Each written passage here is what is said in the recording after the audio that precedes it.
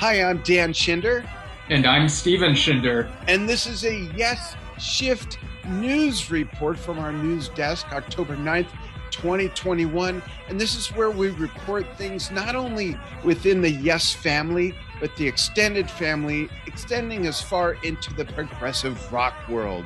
So, Steven, what are we starting with today? Yeah, well, we got a lot of stuff to talk about. Like, so much happened this week. Like, we got stuff about the Quest and its placement on the charts. We got Rick Wakeman touring updates, some upcoming releases featuring Yes members.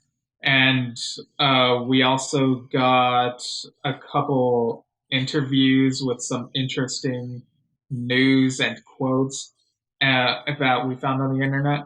But first, we'll start with what's kind of related to today, October 9th, as we're recording this, would have been John Lennon's 81st birthday. And so earlier this week, there was this video online of all these different drummers, like so many of them, playing Come Together, but they called the video Drum Together, and this was from WhyHunger.org.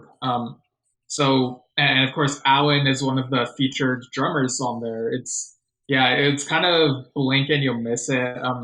Someone uh, found him at 2 minutes and 12 and 4 minutes 43, and we'll link the video in the episode notes. But yeah, so the description for the Why Hunger post on the 4th read for it read, more than 100 of the world's best drummers have joined forces to create hashtag Drum Together, an epic tribute to the Beatles' Come Together, all to help Why Hunger build a just, hunger-free world. Join the beat at whyhunger.org/drum. So, yeah, did you get a chance to see this video, Dad? Yeah, and actually, we're going to be sharing it a few times on the Drum Talk TV network of channels. And there's some great drummers on here. I mean, obviously, from many different genres within the spectrum of rock music and whatnot. And it was great to see Alan there. For those of you who might not know, and there might be some new Yes fans or real younger Yes fans who just don't know some of this stuff. I never want to assume everybody knows everything. My wife will tell you Right. I don't. I mean, even we don't know everything. Yeah. Well, like it's always fun to learn new things from other fans, just to Yeah. add to the collective Yes fan knowledge. Yeah. And for those of you who don't know, Alan White, before he was in Yes, one of the many things he did as a very young professional drummer is he played with John Lennon and then went on to play with John Lennon and the Yoko Ono Plastic Ono Band. He played on George Harrison's solo album, at least one of them. Yeah, Did a all lot things of must other stuff. pass. Yeah, yep. And Alan is on the song Imagine. Let that soak in a moment. The song Imagine has got to be one of the most iconic generational songs in music of any genre, second to maybe Beethoven's Fifth. Seriously, it really does represent a culture, a generation, a decade, a time, a movement, and Alan White is playing drums on that song. And the day before John Lennon's birthday, which as we're recording this would have been yesterday, October 8th, it was certified as triple platinum. A gold record is 500 or more in sales. Platinum is 1 million or more in sales. So it's been certified as selling more than 1 million, more than 3 million copies of that album. Think about that. To me, that's fascinating. So, folks, here's the question of the day. We'd love to get your feedback on everything we talk about, but I think on this episode of Yesshift News, this is my favorite question to ask. My wife and I, Enja and I, talk about this all the time. Is there any music being made today or in the last 10 years or in the last 20 years that will last 50 years or more let alone be certified as platinum, let alone triple platinum over that span of time? Think about that question for a moment. And as much as I really am a positive person, I really am. I have an environment and a mental state of abundance, and I love discovering new talent and even old talent that's new to me. There's some wonderful, wonderful, wonderful bands out there and Yeah. artists within pop and rock and prog and jazz and on. But I really kind of doubt. Having said all that, I say all that so that I'm not just negative. I really kind of doubt that there's any music being made right now that's going to be around for 50 years or more, let alone become triple platinum in 50, 60 years. However, I will admit that back then, when said music came out, and Fragile's going to be 50 years old this week, next month, we'll talk about that. Yeah. No one expected, no one ever foresees that. No one ever foresees that. No one ever foresaw that Dark Side of the Moon would be on the charts for what was it, over 900, about 935 weeks? No one could foresee these things.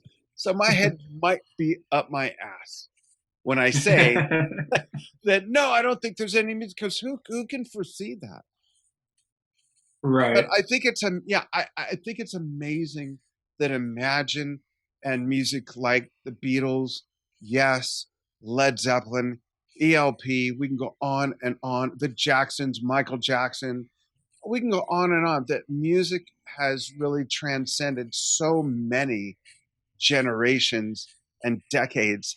And I love seeing when youngsters in 2021 who are teenagers or younger are into music 50 years old. Because I'm going to tell you, when I grew up as a young drummer in the late 60s and through the 70s and whatnot, I was not into the music my parents grew up as teenagers in the 50s.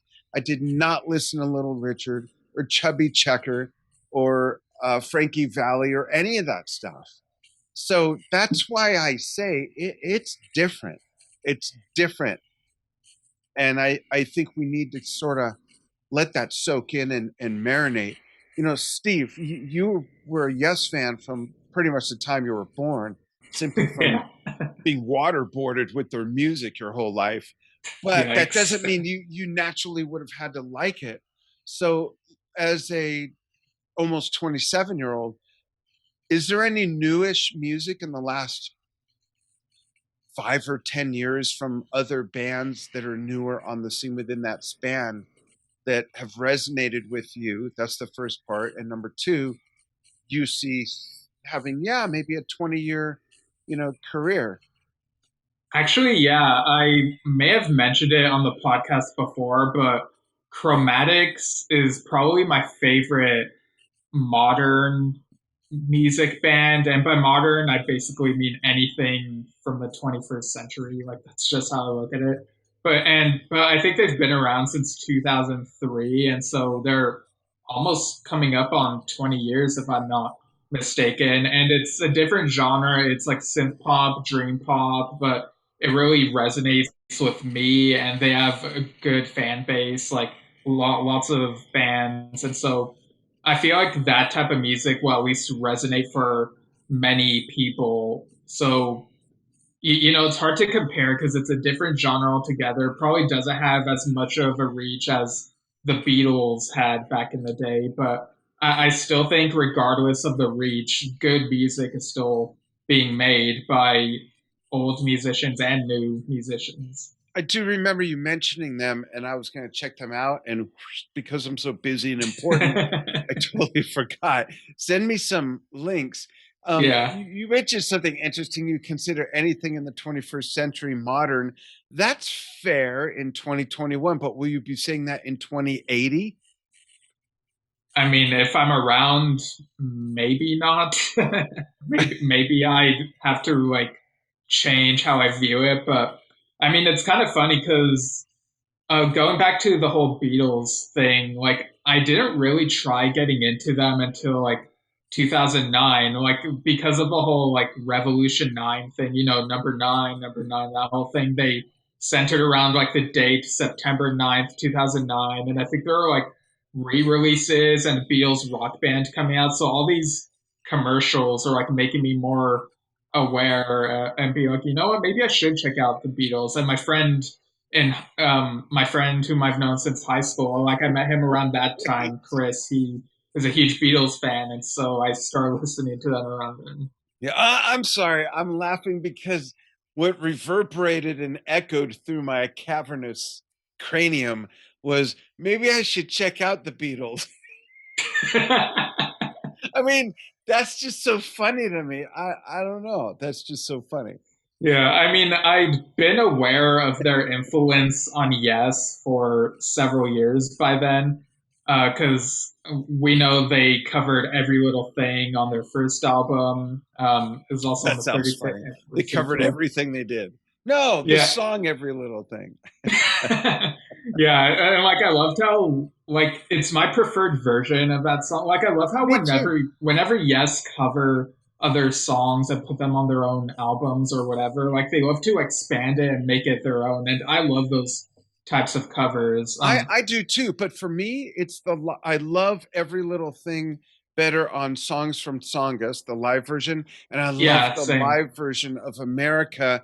And I think my favorite version of the live version by Yes of America is from the Open Your Eyes tour. I love that. Oh, okay. I thought you were gonna say Keys to Ascension because that's probably You the one know, I remember most. people are going to hate me for saying this, but they are so much the same. They're I mean, so it's the much the same period, so It's the same sort of. period, So. but you've got Igor instead of Rick, and you've got Billy added in the fold in Right. 98, 99, and that extra vocal harmony makes it. Either of those I'll take either of those. I really truly love those. They do a great job of covers. But yeah, going back to the news with John Lennon's birthday, the influence of the Beatles, Alan playing on Imagine, and that going triple platinum yesterday, the day before John Lennon's 81st birthday, born the same year as your grandfather, my dad, would have been 81 this year. Oh, yeah, Um, that's true. yeah, grandpa would have been 81 on June 22nd. And by the way, side note, I bought a Led Zeppelin shirt yesterday from 3 days before I saw them in 1977 Oh, at the nice. LA Forum, and it has a picture of the forum, has the date, palm trees from LA. The significance of that is that 3 days before I saw them was Grandpa's birthday, June Mhm. 22nd. We saw them. Grandpa took me on the 25th. Little side Zeppelin note there.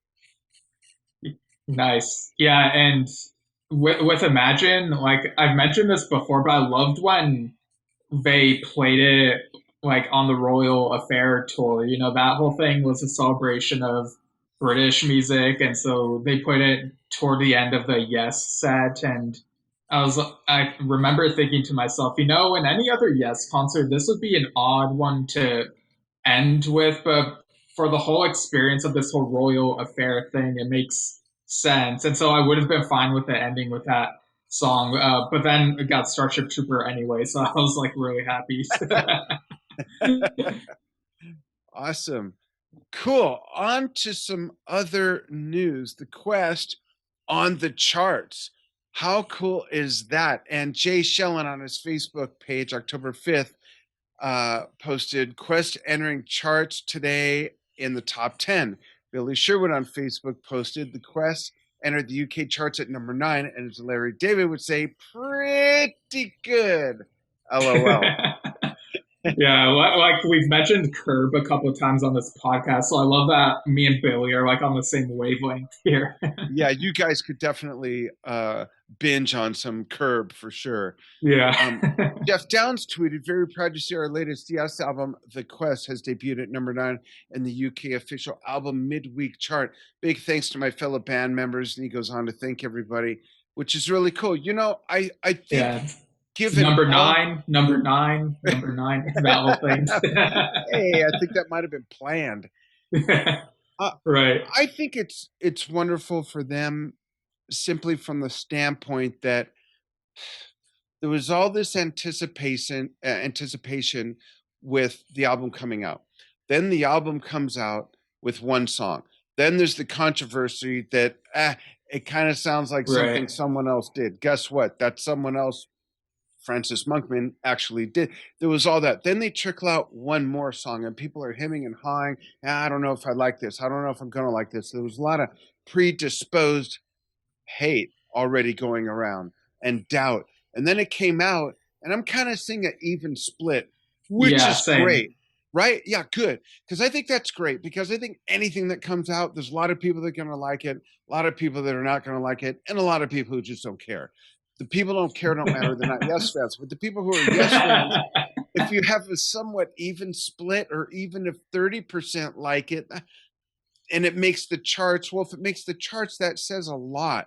Yeah, it means lots of people go through the trouble of ordering it and buying it. So yeah, and hopefully they like it when they get it.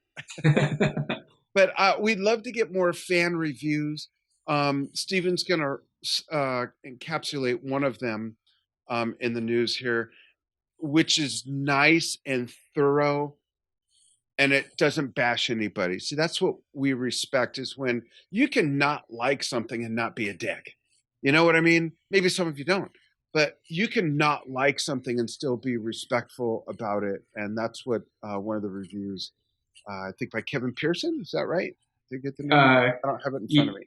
Yeah, so I can go ahead and read that in a moment. I just want to add that I think in the rock and metal genre, I guess that's how this is categorized. Like in that particular genre, on that same official charts website, it's number one on the rock and metal chart. Run that by me again? The Quest is number one on the rock and metal chart on the same website, apparently. I think your mic cut out, and I'm not sure I understood. Can you run that by me again?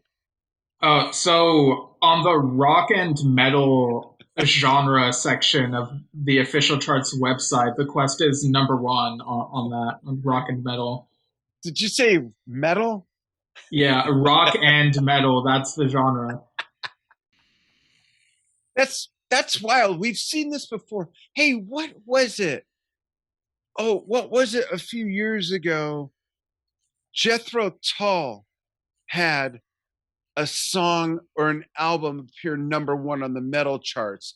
And Ian Anderson was even like, what the fuck is this? Like, what are we doing there? Like, what are they even doing rating us? Or when the Dark Crystal TV show won an award for Best Children's Program.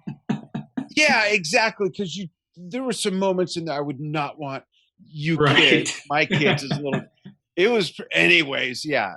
That show is amazing, by the way. Everyone should watch it. And it should come back. Shame on them for canceling that.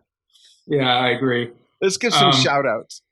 Yeah, so Mitchell posted a link on our page, a link to his Twitch channel, which is twitch.tv/relayer. Great job getting a jump on that name. I would think that would be high in demand for Yes fans, so nice. And he has a video of himself unboxing the deluxe box set of the Quest that he got in the mail. So you see him like getting the vinyl, it's wrapped up. It looks really cool. So people can go check that out on his Twitch channel. And as we alluded to before, we got a comment from Kevin Pearson after he checked out our episode reviewing the Quest. So he said, so I'm basically paraphrasing. So he's basically says it's interesting to hear our perspectives. He's tried to listen to every episode of our podcast. He's like really enjoying it, and he wishes that it had been around for years, apparently. So, wow, thank you. Yeah. He says that the Quest was a little bit of a letdown for him. Maybe it was the months of anticipation. He wants to like it, might need to listen to it more than once, like multiple times or something. He says maybe 3 or 4 songs are okay to him, but not the album as a whole. And he says, now that may change with more listens, and I hope it does, but currently I would say I like Heaven and Earth more. Blasphemy, I know, and the tongue sticking out emoji. he wishes it had more up tempo songs, just needs more balance. Um, but yeah, he says the production quality is great though, and he does like how it's mixed. Davison's vocals are really good. Wishes Sherwood's bass was a bit more upfront. And he agrees with you, Dad, that the orchestra was almost unnecessary. They could have either had Downs play all the orchestral parts or made the orchestra a more important factor. I agree. Uh, Yeah, I agree, love, Kevin. yeah, like I said before, like as I continue listening to the record, like I personally forget that the orchestra is there. So I think Kevin is and you are onto something there. Yeah, if I didn't Um, know, I wouldn't know. I would have thought it was Downs all the way. Right. It says Steve's playing as superb as always. Although we don't really get anything too challenging from him, and same goes for Alan. Anyway, thanks for doing the podcast. And um, yeah, he says it's great to like know Yes fans like us, and he wishes, uh, like I said, that we've been doing the podcast for years, and hopes that it goes on for such. So yeah, That's thanks, really Kevin. nice. Thank you very much. And Kevin, on the one note about Steve's playing, I'm not challenging you on this, but I'm Steve just House playing, not my playing. right. Steve House playing. I'm not challenging you or disagreeing, but I think, if I may, what Kevin might mean is that there's nothing like extremely aggressive. Maybe when he says challenging, I might be wrong, but I would say that Steve Howe's definitely one of those guitar players who it might not come off as extremely challenging, but then go try to play it. There's so much technique and even the subtleties of what he plays that sometimes I think we're looking for that intro to Close to the Edge. We're looking for that solo in Gates of Delirium. We're looking for that solo that takes us out of Siberian Khatru, all that kind of stuff. And being so used to that as being a signature in Steve's Howe's playing and his music, that in absence of that, it's easy, I think, to have that perception that there's not really that. And you referred to it as challenging. Now I understand what you mean and don't disagree with you. I'm just sort of pointing out that there's still, and you said it's playing superb. There's still some really, really great playing Hmm. by everybody, I think. And we mentioned on the review of the album how Jon Davison's voice does come out as Jon Davison's voice as well, which is really nice. Yeah. Yeah, and before I forget, I just want to mention that I also wrote up a written review of the quest, and people can find it on vocal.media. I also posted it on the Yesshift Facebook page. Yeah. Um, Steve, yeah, by the way, Steve's been doing reviews for a few years, and yeah, a couple years, yeah. he's even had at least a couple picked up by actually. Yeah, yeah, I remember Oliver shared the review from a page on his website, and Yeah.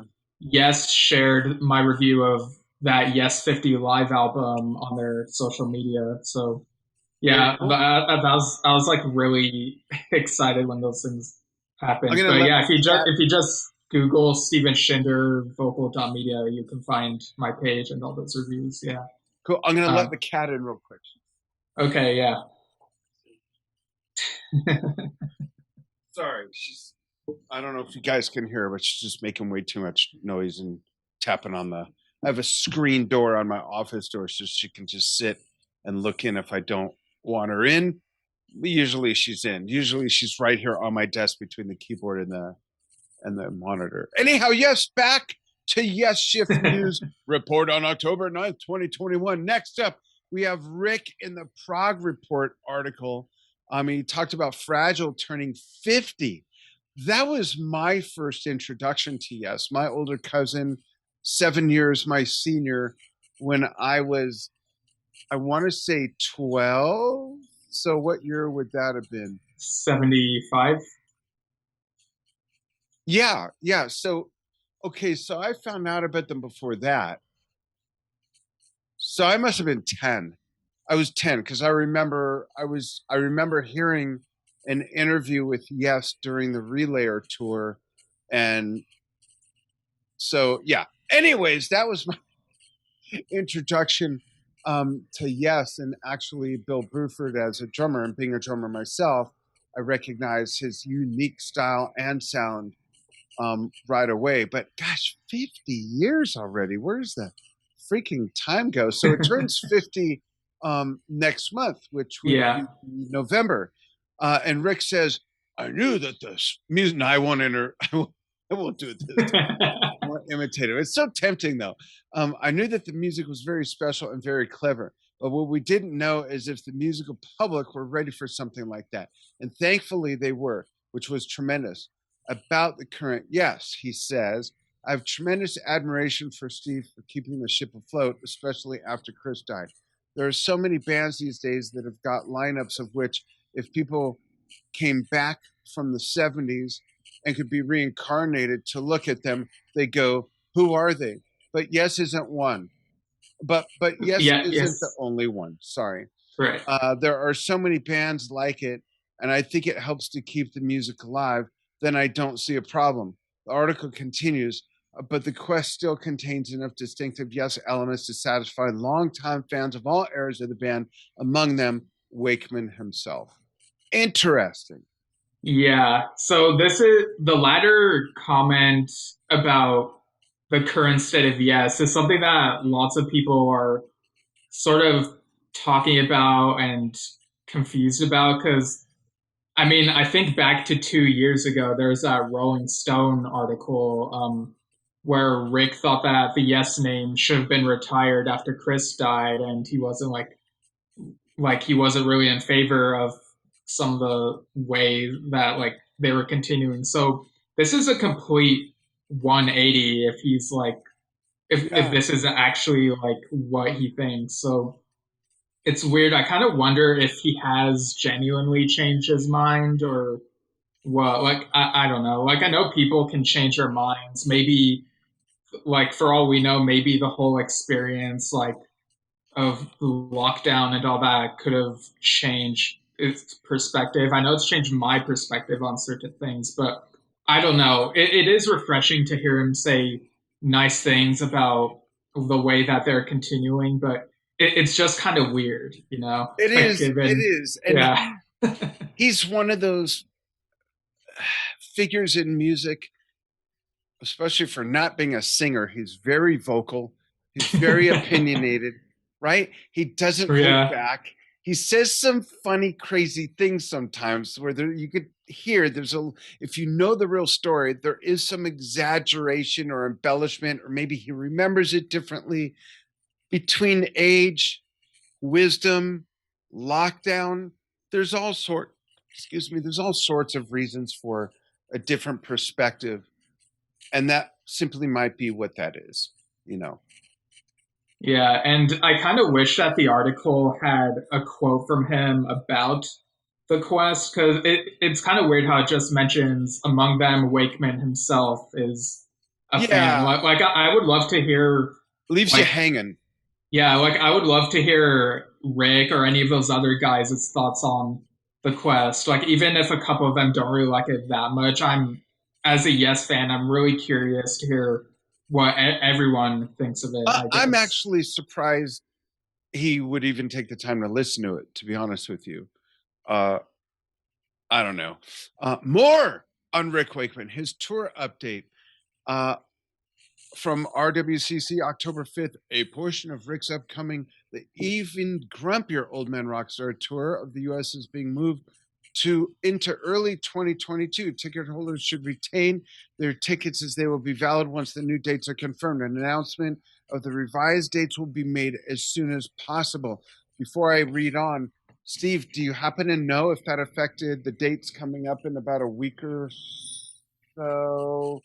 When was that going to be here in my area? That was going to be, The Arizona show would have been in November, and yeah, it has yeah. affected it. So basically, from the looks of it, it looks like the East Coast shows are fine, but the ones in the middle of the U.S. and toward the West are being postponed to next year. Okay, I'm kind of happy about that because so Steve and I have gone back and forth about are we going to this? And Steve lives a few hundred miles from me.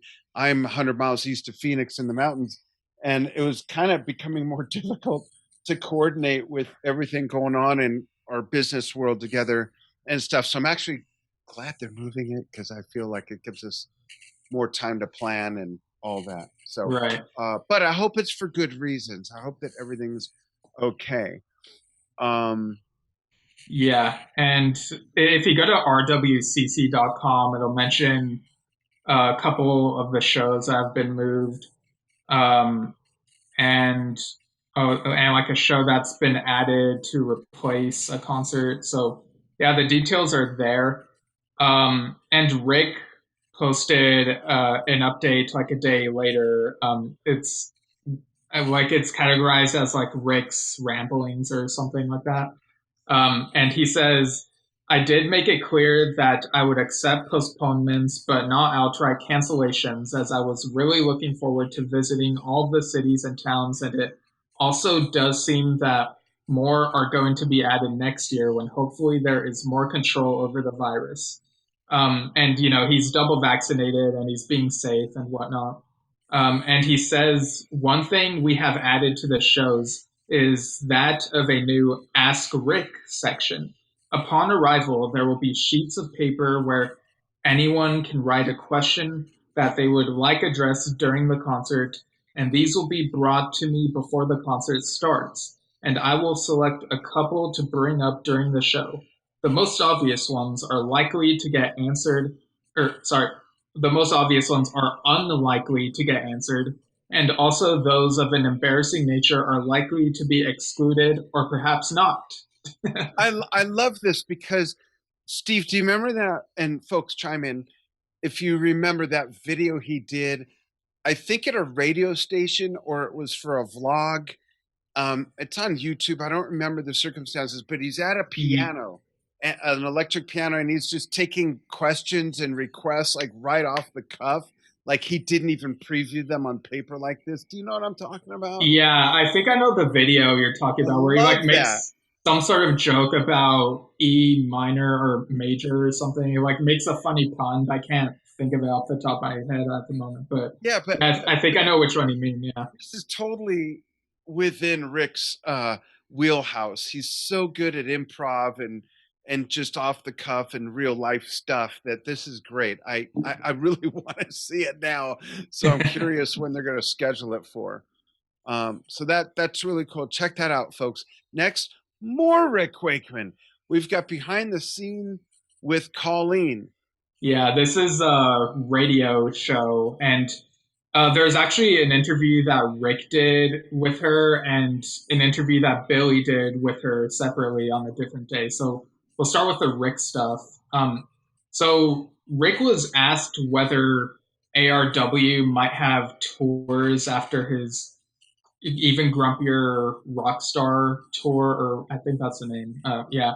And Rick's response was, I hope there's going to be more. If there's one thing all the lockdowns and the pandemics taught me, it's how much you miss playing, how much you miss meeting people. And he mentions how lockdowns reminded him of how important touring is. So, what do you make of that comment about the possibility of more ARW, at least from his perspective, Dad? Thanks for adding that last part, because if it was anybody else, I'd say, oh, maybe they're planning something. But it's Rick, and he says stuff. No offense, Rick, but he says, like a stuff. week ago, he was saying he'd like to make new Yes music, but like, and he's not in Yes. So I don't know. I think it means that he would like there to be. He would like there to be more ARW. I think he genuinely would like for it to live on. He's also the one that said how difficult it is because they all live in different places. Not a file sharing guy. Yeah, exactly. Not a file. Yeah, so I don't know. I don't know what to make of it. That's what I make of it. How about you? Yeah, it's so I really like that he has this desire to still want to tour with John and Trevor and those guys.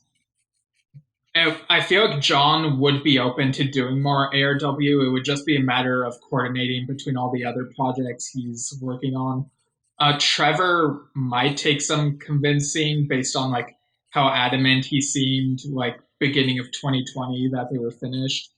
But like as much as more touring from them would be nice, first and foremost, I want them to make a complete new album, a new studio album Yeah. first, and then tour Yes. for that. Like that's the one thing that this whole ARW thing was missing in order to make it feel complete to me. I So agree. And with yeah. all due respect and all the love in the world, Yes was sort of has been in that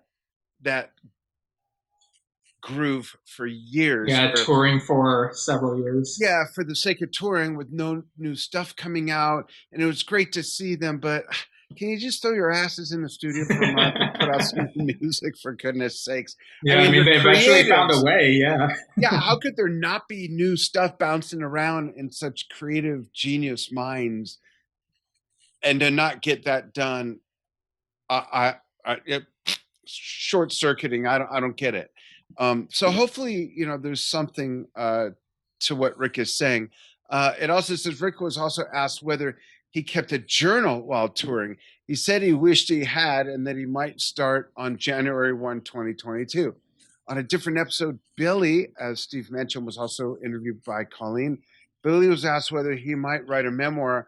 I just recently started thinking about where this career began and where I am now, and making little notes about my journey. My plan is to try and fill in those topics as I tour, and I just have time on planes, trains, and automobiles, and see if I can put something together. Billy's not or now. Billy's not working on Not. not working on any Christmas music at the time. Yeah, that was a separate thing that she asked. But before we continue, like, what do you think of the idea of a Billy Sherwood memoir? Oh, I think it's great. I mean, I have followed a certain amount of it, being a fan of his and meeting him back in 97 on the Open Your Eyes tour. Yeah. First meeting, becoming friends, and, just seeing his in and out involvement with Yes at the mixing desk, at the producer's desk, on stage. That's a very unique situation. I mean, what hasn't he done with Yes other than manage them? Which some former members of bands have done, and being in the band. The late great Frankie Banali was Quiet Riot's manager for a couple decades. Phil Ehart, the drummer for Kansas, was their manager after he left. So that's like the only role he hasn't fulfilled. Well, maybe he hasn't done lights either, but I think he's got a really interesting, unique perspective. And the most thing, Billy, if you're watching, again, I'd be very interested to have a whole, with each chapter of your Yes life as part of that memoir.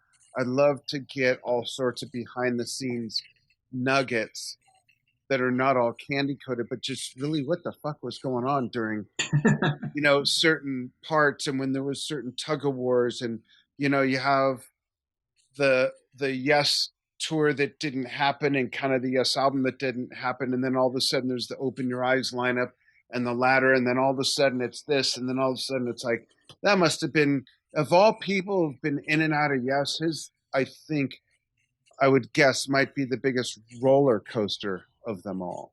Yeah, especially having grown up a fan of the band and like Yeah, all those different roles. Yeah. Yeah, so we're gonna have Billy on, and we'll grill him with a few. Yeah, we'll try to have him on. Yeah. Yeah, well, I'm sure he'll come on. Yeah. Yeah. We said that we'd start doing that in October, and it's already the 9th. So we'll reach out to him this week, and maybe we'll have him on first. We'll talk to Alan. There's many others we got connections to personally that we'll talk to. Yeah, like that'll be really fun. Yeah. Yeah. He also mentioned that Yes will have a North American tour in March. That hasn't been announced yet.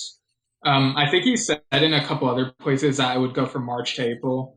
But yeah, it's not on the website. Yes World just lists the European leg from May to June 2022, which was originally supposed to happen in 2020. But of course, we know why it was postponed. So yeah, I kind of wonder how soon we might get those North American dates Yeah. announced. Yeah, Yeah. at this point, it seems maybe if the pandemic wasn't in place, it'd be different. But I was going to say that at this point in the date of the year, it makes sense for them to do it after the holidays because no one really tours Mm. during, November, December, January. And with the pandemic, it just makes it even more like, yeah, let's just wait. So that wouldn't surprise me if nothing really starts back up till March, April, springtime.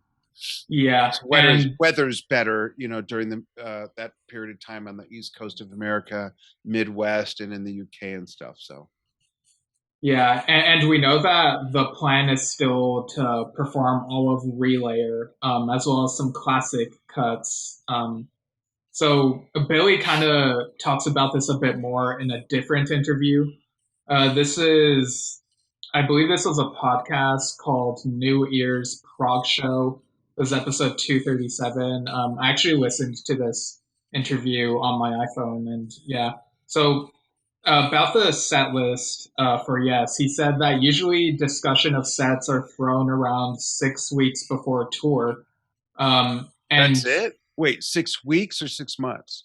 6 weeks. Wow, that's crazy. Yeah, I That was surprised to hear that. Yeah, but he says, and I quote, "Maybe some of this new record will be played live. I don't know. It'd be nice if we could, but we'll just have to see."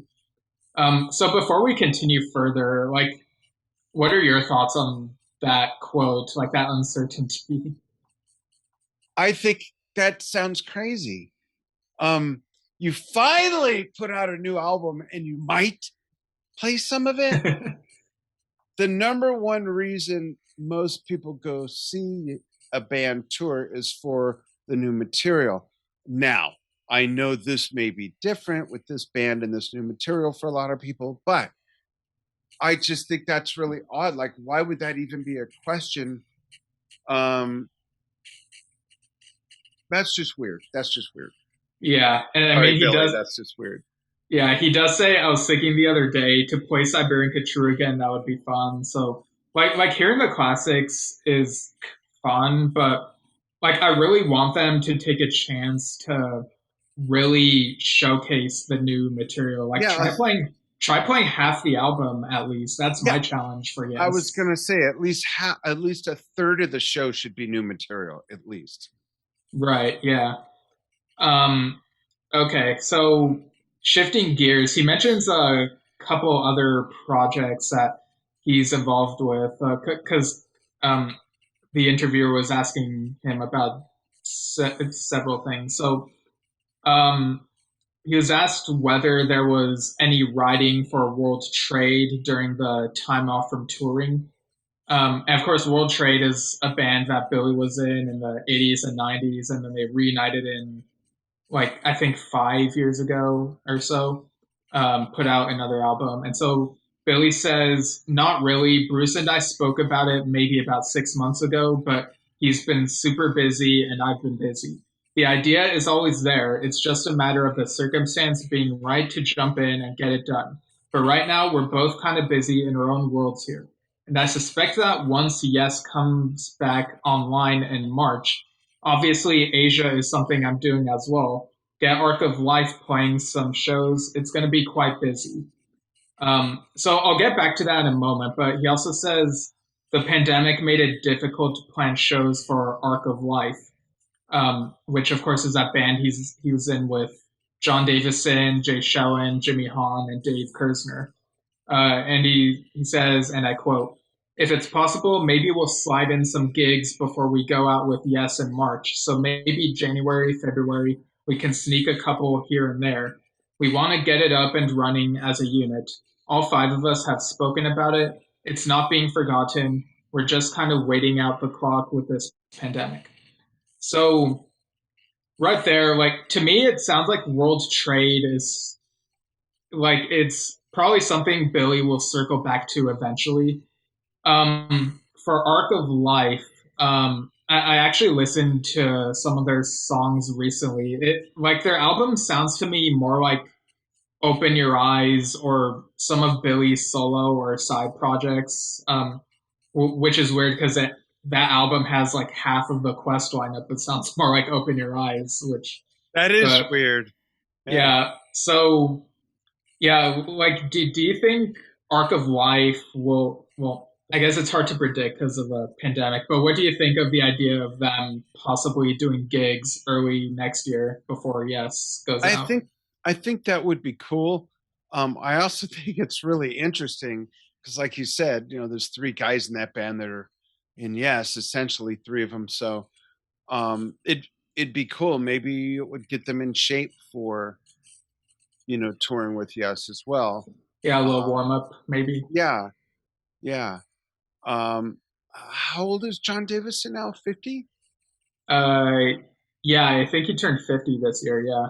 So he's the baby of the band at 50. How weird is that? Yeah, I'm not sure how old Dave Kersner is. I think he's my I'm age or just older. okay. He's 53. Oh, wow, he's a lot younger than I am. Yikes. Okay. Sorry, Dave. Right. But yeah, so amidst all that, Billy also mentioned that he's still doing Asia. And, earlier this year, Jeff has said in a couple places that Asia might still be a thing, but it'll, I guess, depend on everyone's availability. Like, there's Bumblefoot who played with him on the Royal Affair tour. So yeah, I find it interesting that Asia is still on the radar. Like, I haven't really thought about whether or not there's still a thing in quite a while. I agree. I agree.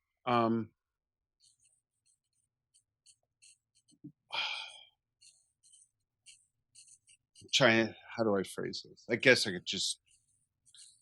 I've not really followed Asia since the original four. I didn't follow them Hmm. outside the original four, in between the original four. But when the original four came back together, I followed them. And without the Yeah, original four, I haven't followed them, and which is totally different from Yes, of course. But then again, we know that Yes only kept the same lineup for like 12 weeks at a time or something like that. It's a whole different thing. It's a whole different thing. No, and no offense to Bumblefoot, no offense to Billy, no offense to anybody else that's been in and out of the band outside the original four, but I don't know. That's my take. yeah. I mean, like I've said before, I did still really enjoy their album Gravitas, which was the first one they did after Steve left several years ago. So I'm really curious about whether this latest lineup might do a studio album at some point to kind of, like studio albums are basically a snapshot of who's in the band at the time. So I'd be curious, like, what they could put together if they're even interested in doing that. So Right. I don't know. It's kind of a mystery at the moment, I guess. Excuse me. Yeah, it's a snapshot of the chemistry of the varied creativity as well, Right. which is interesting given that so much has changed since the original four. And the original four, when those first two albums came out, we've talked about the first album before. There was such a spectrum of music on there. When you go from Heat of the Moment to Wildest Dreams. Um, I wouldn't have a clue what to expect from them. Right. You know. Yeah. So that's pretty much the stuff from those Billy interviews. So yeah, really good insight. I recommend people check out those interviews. I'll link them in the show notes of the episode. But yeah, next we're closing this out with two upcoming releases we heard about this past week. and, So and we'll give you an abridged version of this because we know we've been going like almost an hour already. So if anyone's still listening, thank you, and comment and let us know what color purple I just said. right. So You might win something. right. So Billy and some other Yes members have been involved with a few Pink Floyd tribute albums over the years. Like back in the 2000s, there was Pigs and Pyramids, Back Against the Wall, Return to the Dark Side of the Moon. And earlier this year, there was one called Still Wish You Were Here, which surprisingly didn't have Billy involved, but he's on this next one coming out from Cleopatra Records, which is titled Animals Reimagined. And it's basically how it sounds, like what the title implies. And you got the same tracks from Animals and lists all these various musicians. The Yes members, past and present, being Patrick Moraz on Pigs, three different ones, Rick Wakeman on Sheep, and Jon Davison and Billy Sherwood on Pigs on a Wing too. And so, go ahead. Oh yeah, I was just about to ask you what you think of like all these different names that are included in this announcement. That's what I was going to comment on. There's some names I would not have expected. Vinnie Moore from UFO, great guitar player. Graham Bonnet from Rainbow. Wow. Kazim Sultan from Utopia. Jordan Rudess from Dream Theater totally makes sense. And Pat Massaletto from King Crimson. Billy Cobham really surprised me. I got to ask Billy about this. For those of you who don't know, I've interviewed Billy several times on Drum Talk TV and actually produced and directed 2 documentaries on Billy Cobham. So that was a surprise. Al Di Meola. Like, whoa, are you kidding me? Martin Barr from Jethro Tull. What a superstar lineup. Arthur Brown, Jan Ackerman from Focus, Carmine Appice. Gotta talk to Carmine. Great friend, great supporter of Drum Talk TV. And a sneeze. Yeah, I'm fascinated by this. And Carmine, for those of you who don't know, Carmine Appice has recorded with actual Pink Floyd before. He's on the album Senior Moment. That's not the name of the album. It's the album that the Delicate Sound of Thunder tour was. What album was that? Oh boy. Momentary Lapse of Reason. Wow, that made sense. Yes, that's Carmine on at least one of the songs. And he tells a story about it in, I think, the first full-length interview I did with him at his house. We're sitting on a big red couch. You could see that. Just search Carmine Appice Drum Talk TV. And he tells the story of that he was surprised he got a call. And then he showed up at the studio and Nick was there. Hey, Nick. And they just felt Carmine was better for this song. It's very, very heavy. And so that's cool that he's involved with this. There's some really, really great players from the spectrum of rock and not just people known for prog. So this is cool. And I actually personally love that album. I really do love that album. 3 songs, and it's great. All of them, in my opinion. I love them. Yeah. And that comes out November 19th from Cleopatra Records. So I can't wait. I want to get that. Yeah. I'm really excited to listen to it. Yeah. Pink Floyd, by the way, for me, is one of the very, very, very, very dimensioned, very few bands. And I'm thinking, are there more than 2? So when I work and I don't need my ears for work, and if I don't need to think too much for what I'm working on, I'll put music on. And there's been times where I'll put on the entire catalog of just 2 bands. Pink Floyd's one of them. Can you guess the other, Steve? I'll give you a hint. You probably can't.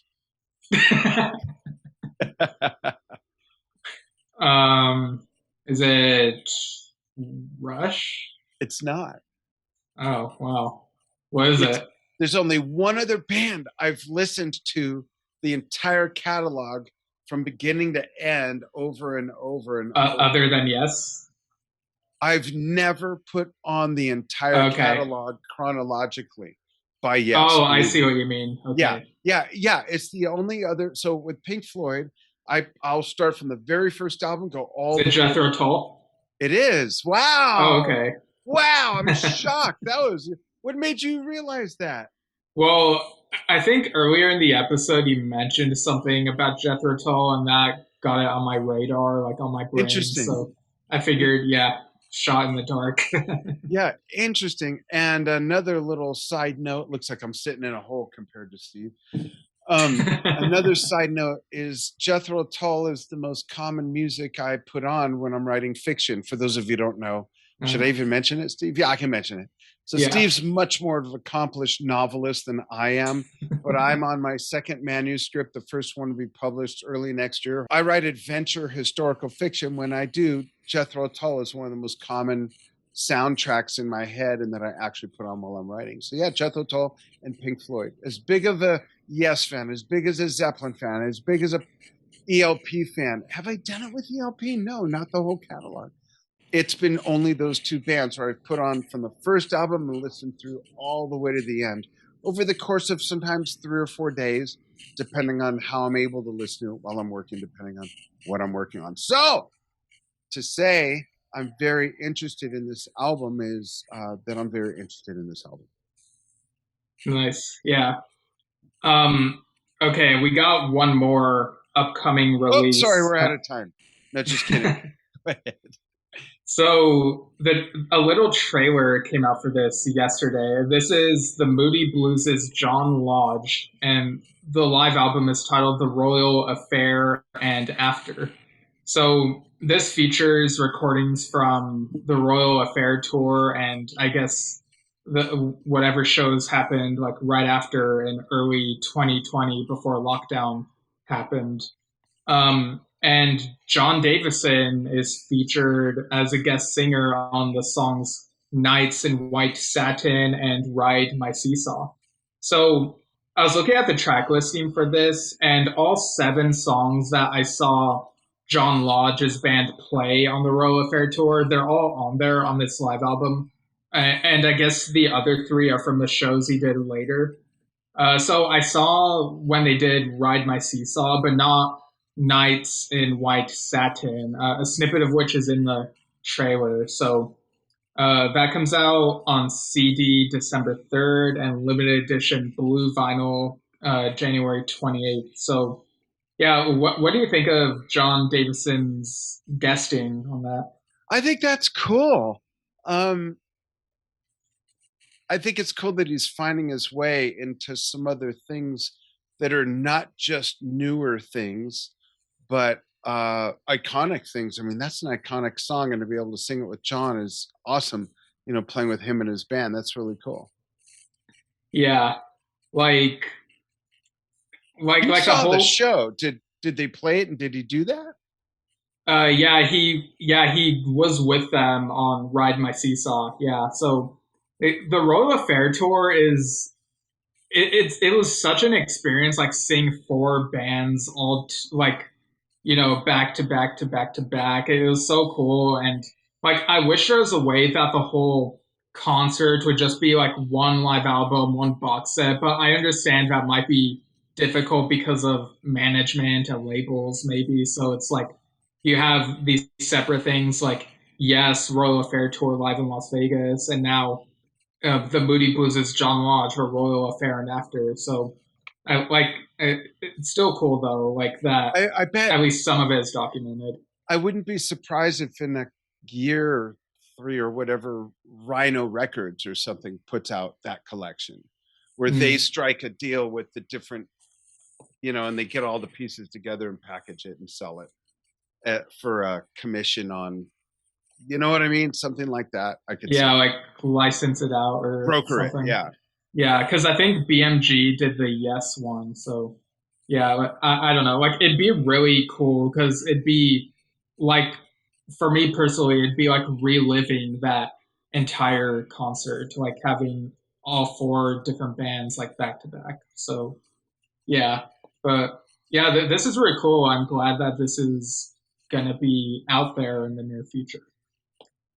So folks, chime in on all of this if you're still listening, and if you the first person that comments on this post on the Yesshift page with the color purple that I mentioned, you'll get something from me. No matter where you are in the world, I have something special that I'll ship you.